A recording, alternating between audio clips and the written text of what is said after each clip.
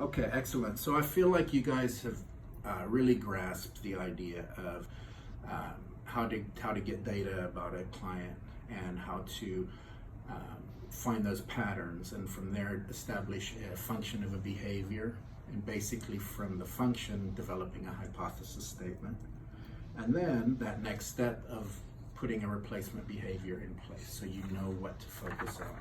Usually if you're working with a client, it won't just be one. You'll probably have about 3 of those that you'll focus on, depending on how big they are. Just to review again, I'm going to quick go through. So once we have a hypothesis statement and we have a replacement behavior, how are we going to support making that replacement behavior more popular? How are we going to help to this client to be able to do what we've asked him to do and set up? So there's those 4 areas. We have environmental strategies, we have our antecedent strategies, our teaching strategies, and our reinforcement strategies. So when I'm thinking about John, who becomes verbally aggressive towards his wife when he's given any kind of criticism, in that context, environmental strategies are going to be those things that we do in the environment.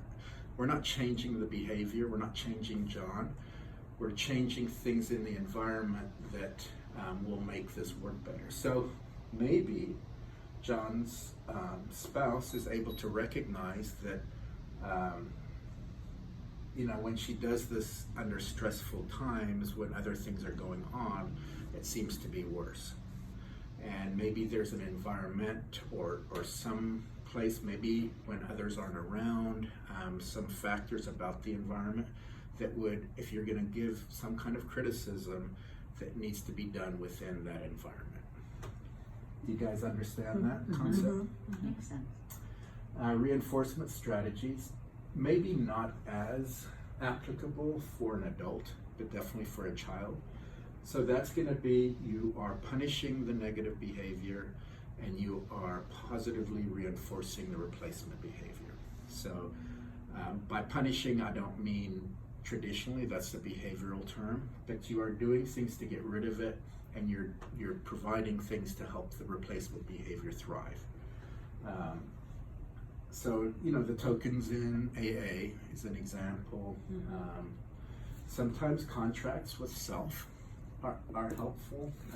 Personal contingency, if I do this, the next time my wife gives me criticism and I successfully use my replacement behavior, I'm going to go and have one of my favorite cigars or something that is meaningful to him.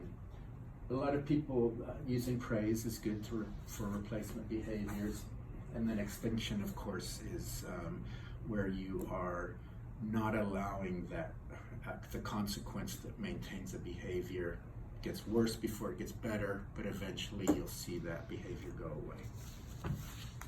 Let's talk about antecedent strategies. So for John, a good antecedent strategy is possibly the way that his wife is criticizing him. So if I were to work with his wife, I'd like to see, with the family, I'd like to see how that's done. And it may be that when she does that, she needs to be cognizant of her tone of voice and how she delivers that information. Maybe not as accusatory, as more, maybe more collaborative in nature. So that might be some training around using antecedent strategies for her or others that might want to create, provide feedback. Obviously, eventually, we want John to be able to handle any kind of conflict or criticism in a proactive way, but right now we're going to take steps, and this is maybe one way we could do that. Teaching strategies. This might be a mindfulness meditation, teaching John how, when he separates himself, what are some mindfulness techniques to be able to calm down, okay? So there's all kinds of different therapeutic ways, some physical calming strategies that can help in teaching. We also, teaching this plan to the client. It's one thing for us to know this stuff, but it's very important for him to understand or her to understand and the relevance for them to do it. So that's the end of that. For our for homework, you guys had some pretty polar views on this theory and this approach. I'd like you to establish a claim as far as whether you can use it in your practice with your clients. And I need you to support your claim with some kind of citations. I would like some peer journals, reviewed journals, or from research to put in place also. And then next time we'll just take a little bit of time like we did and kind of give some evidence backing up where we stand on this. All right, thank you. Okay.